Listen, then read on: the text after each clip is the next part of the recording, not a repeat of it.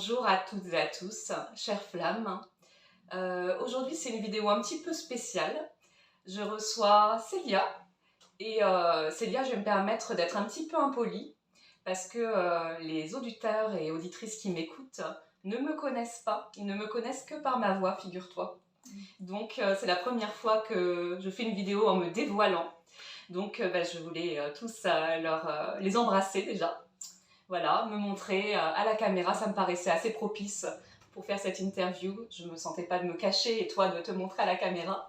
Donc voilà, je suis Laure.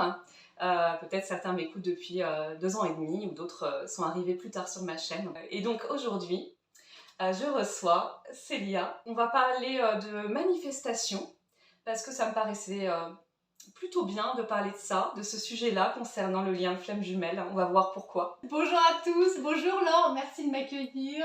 Avec plaisir. Donc oui, j'ai une chaîne YouTube qui s'appelle Manifestation Magique et dessus je parle de tout ce qui a trait à la manifestation consciente, à l'exploration intérieure, à l'amour de soi et comment créer une réalité qui nous fait vibrer et qui nous met en joie. Et je suis ravie de te retrouver aujourd'hui pour parler de comment manifester le retour de sa flamme jumelle. Alors déjà, il faut que je vous prévienne que Célia ne connaît pas réellement le lien de flamme jumelle. On va partir du fait que une flamme jumelle, c'est comme ce qu'on appelle en manifestation consciente une personne spécifique. Donc Célia, est-ce que tu pourrais nous expliquer un petit peu ce qu'est une personne spécifique? Une personne spécifique, en fait, c'est une personne avec laquelle on a envie d'avoir un certain lien. Donc, dans le jeu de la manifestation consciente, généralement, on va dire qu'une personne spécifique, c'est quelqu'un avec qui on a envie d'avoir une relation amoureuse ou avec qui on a déjà eu une relation amoureuse. Célia, je t'explique un petit peu. Dans le concept de flamme jumelle, il y a plusieurs étapes, dont une étape qui est l'étape de la séparation, qui est une étape après la reconnexion des deux flammes. Donc c'est une étape qui est plutôt souffrante, où l'un des deux va vivre bien souvent une nuit noire de l'âme, c'est-à-dire beaucoup de blessures, de souffrances internes. Et souvent, quand l'un des deux vit cette nuit noire de l'âme, il vit une période de silence radio, où les deux flammes ne vont pas se contacter, ne vont pas avoir de nouvelles l'une de l'autre, pas de communication du tout. Et cette période, elle est vraiment très douloureuse. Donc, est-ce que tu pourrais nous apporter des clés pour que cette période, elle soit mieux vécue, qu'on puisse la mettre à profit pour justement aller vers une manifestation, quelque chose qui se passe mieux dans la matière? Quand il y a une séparation comme ça avec une personne spécifique ou avec sa flamme jumelle, c'est ce que j'appelle un peu les cadeaux mal emballés de la vie, parce que c'est des périodes, comme tu l'as dit, Laure, qui peuvent être douloureuses, mais ça invite à regarder à l'intérieur de soi qu'est-ce qui se passe et comment est-ce qu'on peut améliorer pour que quand on va manifester le retour de cette personne spécifique ou de sa flamme jumelle, on soit dans une meilleure relation, encore plus ouvert au bonheur, à l'amour et à toutes les belles choses de la vie. Donc ça peut être un temps d'introspection où on peut vraiment prendre soin de soi, vraiment prendre conscience de la belle personne qu'on est, de tout ce qu'on a apporté au monde, de notre unicité. Et parfois, ce petit temps comme ça, un peu de jachère, c'est là où, dans l'invisible, il y a des choses qui travaillent, qui poussent. Et après, on va en voir les fruits dans la 3D. Mais c'est un temps qui, pour moi, est bénéfique. Donc, de se rappeler ça, déjà, ça peut un peu apaiser et adoucir ce temps qui, parfois, est inconfortable. Est-ce que tu aurais des petits tips pour comment on fait pour retrouver un peu d'amour de soi, de légèreté pendant cette période sans se focaliser sur ce qui est douloureux, le silence, etc. Peut-être déjà prendre conscience que justement en conscience, en imagination, on n'est jamais tout seul. En fait, on est tous connectés les uns aux autres. Donc on fait un peu l'expérience de la séparation parce que dans la 3D, dans le monde visible, tu vois, on est dans des corps différents. Mais en conscience, on est vraiment reliés. Donc vous êtes connectés déjà, votre flamme jumelle, elle n'est jamais loin de vous. Elle est à l'intérieur de vous. Donc ça, prendre déjà des temps pour se remémorer ça peut faire du bien. Et on peut même justement parler à sa flamme jumelle, à sa personne spécifique avec des conversations intérieures, tu sais, des dialogues intérieurs. Et en fait, comme dans une conversation courante, c'est un peu, vous savez, la petite voix qu'on a dans la tête, au lieu d'avoir une voix qui nous dit « Ah, ma flamme jumelle est partie, ma personne spécifique est partie », non, dire « Ah, mais je sais que tu es là, je sais que tu m'aimes, je sais qu'on est dans une relation qu'on est connecté. Et moi, je découvre plein de choses sur moi et j'ai hâte de t'en faire part, voilà, dans la vraie vie. Et je sens que quand on va être réunis, ça va être quelque chose d'encore plus beau. Donc ça peut aider. Et aussi, vraiment, suivre sa joie instant après instant, ça c'est quelque chose qui est toujours bénéfique. De mettre ce temps d'attente, parce qu'on ne veut jamais vraiment être dans l'attente en manifestation consciente. Est-ce que ce temps de pause, il a un sens dans le parcours de manifestation? Oui, il a un sens parce que le fait d'être séparés, on va vraiment contacter parfois avec des émotions qui sont lourdes, négatives. Ça va nous permettre d'alchimiser plein de choses et de se rendre compte que justement, en fait, on n'est pas séparés les uns des autres.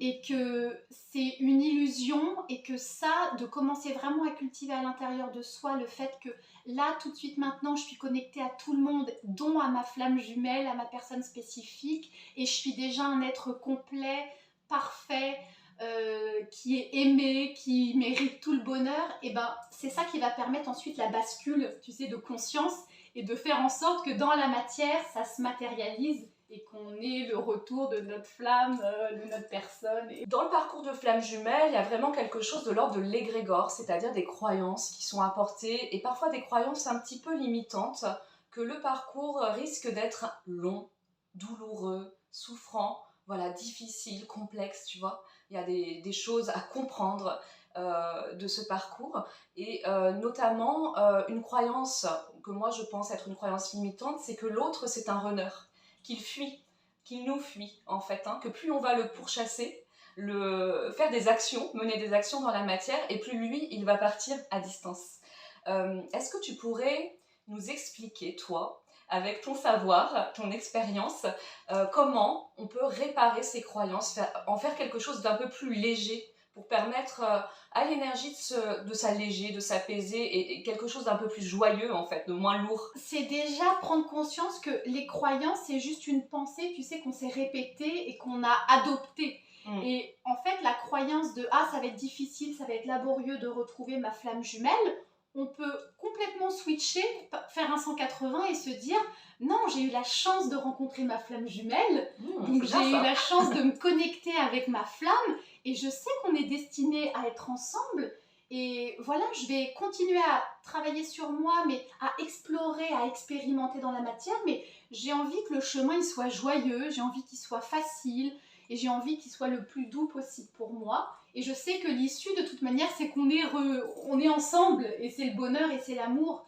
Donc déjà, rien que de se dire ça, de commencer à se dire que c'est possible, ça va faire en sorte que justement, tous ces concepts et ces croyances qui peuvent être un peu lourdes, ça va les alléger. Parce que, en fait, quand on sent qu'on est dans un concept qui est un peu enfermant, eh ben, c'est nous qui avons la clé et qui pouvons alléger ce concept-là. Donc de se dire, non, moi j'ai envie de croire que c'est possible, que ce soit facile pour moi de retrouver ma flamme jumelle, que ce soit facile pour moi d'être dans cette belle relation-là. Et c'est ça que je cultive à l'intérieur de moi et c'est ça que je vais expérimenter. Et en fait, on va laisser moins de place au doute et à la question de « Ah, ça va être dur, ça va être difficile ». Et ça, c'est aussi, Laure, tu sais, je ne sais pas si tu es d'accord, mais c'est un peu un concept collectif de dire il faut beaucoup travailler, souffrir pour être heureux. Oui, un peu des croyances limitantes en fait, hein. Il faut vraiment travailler, souffrir pour obtenir ce qu'on veut. Voilà. Et en fait, c'est vrai que ça plombe. Quelque part, ça va devenir vraiment difficile si on pense que ça va être difficile. Exactement. On manifeste tout ce à quoi on croit, en fait, à l'intérieur de soi. Donc c'est vrai que si on prend les choses un petit peu comme un jeu, comme tu le disais, tout de suite, ça allège un petit peu les choses. Ouais, c'est ça. D'accord. Et c'est vraiment nous qui avons la clé et qui pouvons ouvrir ces petits cadenas intérieurs. Donc, de faire le point et de dire non, cette croyance-là, je l'ai un peu dans ma tête, je l'ai dans ma réalité, mais elle ne me fait pas du bien, j'ai envie d'en changer. Et bien ça déjà, ça va amorcer un changement et ça va faire qu'il y ait quelque chose d'autre qui apparaisse à la place. Oui, ça vient peut-être un peu d'une décision de je vais switcher quelque chose à l'intérieur de moi, une énergie, rendre les choses un petit peu plus légères dans mes croyances, donc peut-être aller visiter ces croyances aussi, les écrire quelque part, ces croyances pour s'en libérer et voir que on peut apporter quelque chose d'un peu plus fun. Qu'est-ce qu'il faudrait faire ou acter, quelle technique utiliser pour pour que bah, ça puisse vraiment se manifester concrètement en fait, hein, qu'il y ait des résultats concrets? La chose qui peut vraiment apporter des résultats concrets, c'est de vraiment se poser, d'être honnête avec soi-même et de se dire, ok, là, à l'instant T, qu'est-ce que je cultive à l'intérieur de moi? Est-ce que je suis plutôt dans l'absence de ma flamme jumelle? Elle n'est pas là, ma personne spécifique me manque, etc. Est-ce que je suis dans cette vibration-là? Ou est-ce que je suis dans la vibration de c'est formidable, j'ai déjà rencontré une fois ma flamme jumelle, je l'ai déjà manifestée une fois, donc c'est facile pour moi, je sais que je vais le refaire une deuxième fois. Et tu vois, on sent que dans l'énergie, c'est pas la même chose. Oui. Donc pour accentuer et vraiment cultiver ça, il y a des techniques qui peuvent vous aider. Ça peut être les affirmations, écrire un peu, voilà, sa vie rêvée avec sa flamme jumelle, visualiser si vous avez comme ça des images, même un peu floues, des images mentales qui viennent. Et en fait, c'est jamais la technique qui manifeste, mais les techniques, elles vont nous permettre de changer notre état de conscience, de changer un peu c'est quoi l'énergie dominante à l'intérieur de soi.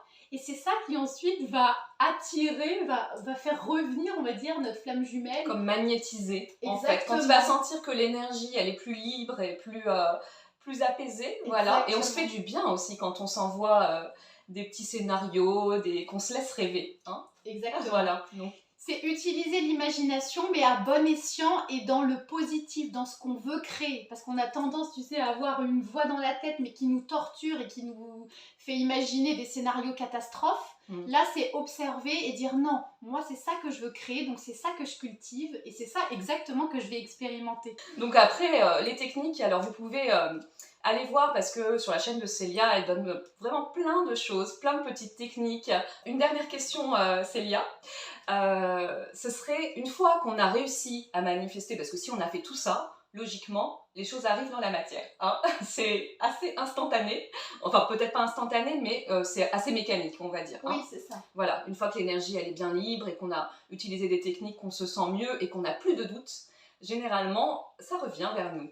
Voilà, donc l'autre revient à la communication peut-être, ou va montrer des signes d'intérêt, etc. Et alors là, à ce moment-là, comment on fait pour ne pas avoir peur et courir, partir en courant? Comment on fait pour garder sa manifestation en place, pour la laisser bien stable? Bah, à mon sens, ce qui va permettre de stabiliser la manifestation, c'est de se connecter à cette nouvelle version de nous à laquelle on a donné naissance. Là, avec les techniques qu'on a utilisées, avec l'introspection, le fait d'accueillir ce qui se passe à l'intérieur, d'observer ce qui se passe, s'il y a des peurs, s'il y a des doutes, on est humain, donc c'est normal d'en avoir, on peut les observer, mais on ne va pas les croire sur parole. Donc quand il va y avoir la peur de « Ah, mais si ma flamme jumelle part » ou « Ça va être compliqué et on va se séparer à nouveau », on peut juste observer la pensée, pas la croire sur parole et continuer à cultiver. Non, moi je sais que je suis aimée, je sais que je suis en lien, que je suis connectée, que je suis profondément aimée par ma flamme jumelle. Donc en fait, je vois pas pourquoi est-ce qu'on se séparait puisqu'on est aimé et connecté. Et en fait, le fait de changer cette version-là de nous, ça va laisser de moins en moins de place au doute. Et c'est ça qui va stabiliser, en fait. On n'est plus, tu sais, raccordé à l'ancienne version qui doutait, qui a manifesté peut-être la rupture la première fois. Là, on est vraiment raccordé à la version de nous qui sent qu'elle est aimée, qui sait qu'elle mérite le meilleur, que voilà, qu'on est venu pour expérimenter le bonheur, la joie, et que c'est ça qu'on va expérimenter et que tout va bien se passer en fait. D'accord. Et selon toi, il y a une question qui me vient là, quand l'autre revient, est-ce que c'est bien de faire un bilan avec lui, de lui reprocher par exemple des choses qu'il aurait pu faire enfin voilà, de lui communiquer notre souffrance ou bien il faut carrément switcher et puis oublier ça, laisser ça derrière soi et revenir, comme tu le disais, à un état d'esprit plus joyeux. Enfin voilà, est-ce qu'on fait un bilan avec lui ou est-ce que ça te semble pas vraiment utile? Bah, chacun met le curseur là où il veut, donc si vous avez envie de faire un bilan, bien sûr vous faites comme bon vous semble. Après, le petit point de vigilance, c'est peut-être observer comment ça se passe à l'intérieur de vous quand vous faites le bilan. Est-ce que vous êtes en mode je vais régler mes comptes parce que moi j'ai été victime, il m'a fait ci, ça et je veux un peu lui faire payer. Tu vois, est-ce qu'à l'intérieur vous sentez que c'est ça? Ou est-ce que c'est juste, bah là il y a quelques limites qui ont été un peu enfreintes, je me suis pas sentie forcément écoutée, respectée. J'ai envie de lui dire attention, voilà, ça c'est important pour moi, ça aussi, mais de le faire dans une énergie d'accueil, d'amour et de... Là, on est en train de co-créer une relation, on est en train de co-créer une belle vie, donc c'est important que je pose mes limites, mais je le fais avec ouverture, accueil, et lui, je peux aussi écouter ce que me dit la personne, et ce que... Enfin, tu vois, ça peut être une belle co-création de faire un bilan. Ça peut apporter quelque chose qui crée quelque chose de nouveau, en fait, hein, une autre énergie, voilà. Ouais, donc c'est ça, pas sous une forme de reproche, mais plutôt sous une forme de je vais créer quelque chose de nouveau à partir de ce que je ne veux plus. Je crois qu'on a tout abordé. Célia, est-ce que tu as envie d'ajouter quelque chose? Oui, peut-être juste garder en tête que quand on veut manifester le retour d'une personne spécifique, d'une flamme jumelle, c'est encore de l'observation à l'intérieur de soi, c'est toujours la même recette, mais de sentir que vous êtes un être complet, même sans votre personne spécifique, même sans votre flamme jumelle. Vous êtes un être parfait, un être divin qui fait une expérience humaine, et du coup, de sentir qu'on est complet, qu'on est amour, qu'on est tout en fait, et ben c'est vraiment, tu sais, sentir qu'on est le gâteau et notre flamme jumelle, notre personne spécifique, c'est la cerise. Mais on sent déjà qu'on est bien, qu'on est enveloppé, porté déjà par soi. Donc ça peut accélérer les choses parce qu'on est dans une énergie de plein qui amène encore plus de belles choses. Alors que quand on est dans une énergie de manque, c'est là que ça manifeste encore un petit peu du manque. Donc juste être vigilant par rapport à ça et tout va bien se passer. D'accord. Et tout à l'heure, tu as abordé le thème du destin. Est-ce que tu penses qu'on peut être destiné l'un à l'autre, ou c'est quelque chose aussi qu'on peut créer à l'intérieur de soi? Le destin, tu le crées instant après instant en fonction de qu'est-ce que tu cultives à l'intérieur, comment tu vois la vie, et ensuite c'est ça qui est projeté dans ta réalité. Donc je pense pas que ça existe à l'extérieur de nous, c'est nous qui créons notre destin à partir de notre état de conscience, de notre vie instant après instant. Donc si on veut cultiver à l'intérieur de soi, je sais que je suis destinée à être avec ma flamme jumelle, à expérimenter cette belle relation d'amour, et ben c'est ça que vous allez avoir. C'est voilà, la 3D c'est juste une projection, donc on peut manipuler le destin et ça on le fait depuis notre monde intérieur. Écoute, je crois qu'on a donné pas mal de clés. Merci Célia. Donc si vous voulez contacter Célia, elle fait des séances de coaching. Il y a les informations dans la barre de description. Et puis n'hésitez pas, si vous avez des questions pour Célia plus précises, à aller voir sur sa chaîne. Et puis ici aussi dans l'espace commentaire, vous pouvez très bien lui poser vos questions et puis on s'arrangera pour qu'elle puisse y répondre. Voilà, et peut-être qu'on fera d'autres rencontres ensemble, Célia. Merci beaucoup à toi. Merci. Voilà, je vous remercie aussi, on vous remercie de votre écoute, et puis à bientôt. À très bientôt. Au revoir.